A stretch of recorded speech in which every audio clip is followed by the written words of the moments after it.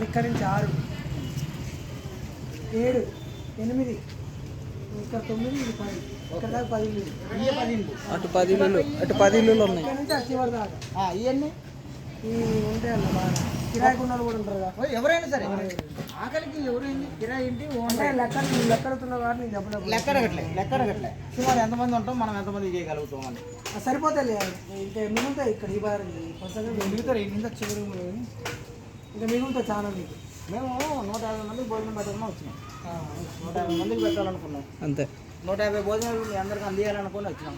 మీరు ఇంటికి 4 లెక్క వేసుకున్నా 20 24.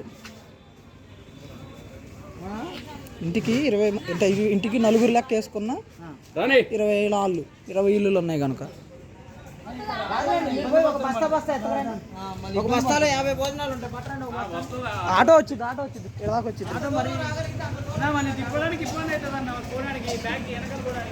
మేము పట్టుకొస్తాం.